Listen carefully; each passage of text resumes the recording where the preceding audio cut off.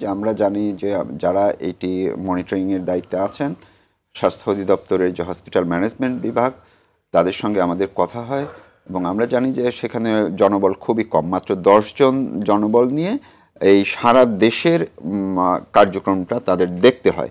এখন তারা কয়েকবার মন্ত্রণালয়ে প্রস্তাব পাঠিয়েছেন যে এই জনবল বাড়ানোর জন্য। আমি একটু পেছনে যাই যে এই যে স্ট্রাকচারটা আছে স্বাস্থ্য অধিদপ্তরের হসপিটাল ম্যানেজমেন্ট বিভাগের, এটি কিন্তু যখন করা হয়েছিল তখন দেশে হাসপাতাল ডায়াগনস্টিক সেন্টারের সংখ্যা কত ছিল, এই কাঠামোটি যখন করা হয়েছে। তো এই মাঝখানে গত 15 বছর, 20 বছর বা 30 বছর যদি আমরা ধরি, এই সময়ের মধ্যে কয়েক হাজার হাসপাতাল ডায়াগনস্টিক সেন্টার ক্লিনিকের তৈরি হয়েছে। এখন এই জায়গাটিতে আমরা একটা ইন্ডিকেটর ধরি যে বাংলাদেশের চিকিৎসার পরিবেশের কিংবা চিকিৎসা অবকাঠামোর প্রাইভেট সেক্টরে অনেক উন্নতি হয়েছে।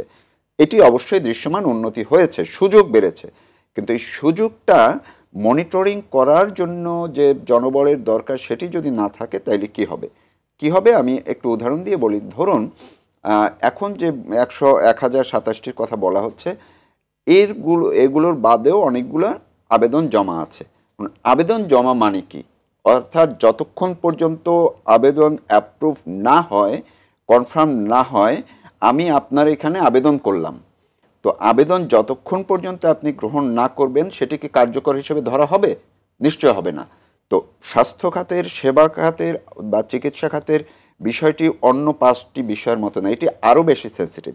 বাংলাদেশে প্রাইভেট সেক্টরের চিকিৎসা খাতে যারা ব্যবসা করছেন, সেটি হাসপাতাল হোক, ডায়াগনস্টিক সেন্টার হোক, ক্লিনিক হোক, যে নামেই আমরা বলি না কেন, এইগুলার মালিকানায় এবং সেবা দেওয়ার ক্ষেত্রে কোনো না কোনোভাবে চাকরিজীবী আর মালিকানা শেয়ারে হোক, একক মালিকানা হোক, এর সঙ্গে চিকিৎসকরা জড়িত আছেন। তো এখন আবেদনের প্রত্যেকটা ঘরে, প্রত্যেকটা ফরম্যাটের মধ্যে দেয়া আছে যে চিকিৎসক লাগবে, সেখানে এই যন্ত্রপাতি লাগবে, এই যন্ত্রপাতির জন্য এতজন রেশিও অনুযায়ী টেকনোলজিস্ট লাগবে, এতজন এই লাগবে, অবকাঠামো এই লাগবে। তো আমি আবেদন করলাম, করার পরে ওনারা আবেদনটি ইনকোয়ারি করতে পারলেন না জনবলের অভাবে, ঝুলিয়ে রাখলেন।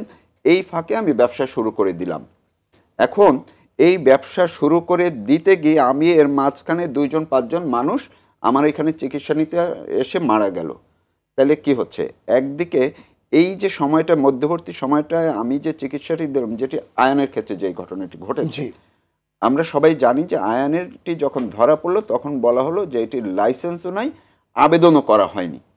আচ্ছা, পরে ওই ইউনাইটেড হসপিটাল কর্তৃপক্ষ তারা দাবি করেছেন যে তারা অনলাইনে আবেদন করেছিলেন। ওই যে আবেদন করেই আমি ব্যবসা করতে পারবো, হতেই পারে না। তো এই যে একটা সামগ্রিক একটি বিশৃঙ্খল অবস্থা,